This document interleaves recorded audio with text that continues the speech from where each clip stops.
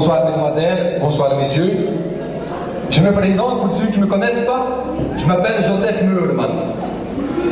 L'année dernière, ma conférence portait sur le safari que j'avais effectué au Kenya, qui parlait des animaux terriblement dangereux, comme le lion, la panthère, le rhinocéros et le ténia. Mais cette année, ma conférence portera sur un tout autre safari. Je suis allé dans un endroit très retiré du monde, où la civilisation est quasi inexistante, où la vie est cruelle et dangereuse.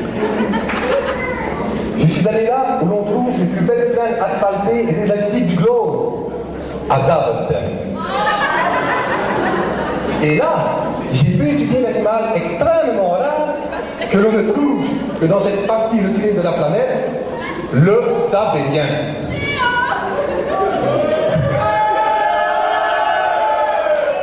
Je vous ai d'ailleurs amené ici un couple. Je te demanderai si tu fais des photos de ne pas utiliser le flash afin de ne pas effrayer les animaux. Tout d'abord, il faut savoir qu'il y a plusieurs sortes de sabéliens. Vous avez le cleaning, la femelle, la cleaninguette, le loading, la loadinguette, le dispatching, la dispatchinguette et le plainé, la plainette. Il arrive parfois que deux espèces se mélangent, mais il faut alors reconnaître que leur progéniture se ressemble un petit peu. Les différences sexuelles du sabélien sont très difficiles à voir pour un œil qui n'est pas expert. En effet, les organes reproducteurs mâles ne sont presque pas visibles, ou pour ainsi dire tout à fait invisibles. Quant à la femelle, on remarquera avec peine deux petites bosses qui vous feront penser à des mamelles. Le sabélien mâle mesure entre 1m60 et 1m85 et pèse entre... Ouais, parfois 2 mètres. Et son poids varie entre 65 et 85 kg. La sabélienne mesure en moyenne 10 cm de moins que le mâle et son poids varie entre 50... Qu'est-ce que c'est? Entre 50 et 110 kg. Il peut parfois monter jusqu'à 120 kg, mais ces cas-là sont quand même un peu bizarres. La couleur du sabélien est généralement rose. La femelle est un petit peu plus foncée que le mâle et généralement beaucoup plus poilue. Pendant la saison des amours qui dure toute l'année, je me suis un peu bête de mon texte, le mâle séduit sa femelle avec tous les attributs que Dame Nature lui a donnés, comme le GSM, la Volkswagen, l'installation et le bout de radio, etc. Lors de leur lutte amoureuse, il n'est pas rare de surprendre le couple de sabéliens tête à cul, ce qui signifie pour eux une grande marque d'affection. En fait, quant au Covid à proprement parler, il est les 3/4 du temps très bref et très furtif. Il s'agit surtout pour le mâle d'éviter l'apparition d'énormes boutons d'acné en supprimant ses hormones. Le sabélien est monogame, bien qu'il visite parfois d'autres compagnons sexuels de jeu, mais il reforme toujours le même couple. Leur nid est généralement assez loin de leur territoire de chasse. Ils vivent avec leurs parents jusqu'à l'âge d'environ 24 ans. Et là, comme je disais, monsieur, une chose extraordinaire comparée à d'autres bipèdes, c'est les parents qui quittent le nid pour s'établir autre part.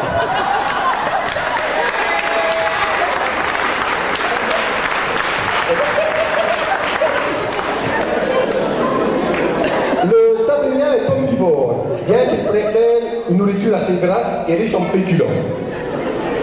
Mais comme certains animaux, le sabélien a une certaine préférence pour certains condiments. Comme rouge, c'est le miel, le chien un os, le sabélien mâle, lui, c'est pour le fruit du ratapia, qu'il consomme en grande quantité, qui doit être un fruit un peu aphrodisiaque, car après en avoir ingurgité une petite quantité, le mâle se jette sur sa femelle pour un coït. Un coït toujours très bref et très fructif. J'ai aussi effectué quelques examens sur le sabélien pour calculer leur intelligence. Et je peux maintenant, après avoir analysé les résultats, vous apprendre que le Sabinien a un QI de 25, ce qui le situe entre la Saône et la Limace. J'ai aussi pu admirer le cri du Sabinien, alors que le soleil se lève sur une holme pleine asphaltée de son territoire. Et ce cri, dames et messieurs, est effrayant, terrible. Il n'a rien à envier au terrible rugissement du lion, au barrissement de l'éléphant, au croassement de la grenouille. Ce cri, je vais ici vous tenter de faire une petite représentation. Hein. Je vous demanderai d'être indulgent. Hein.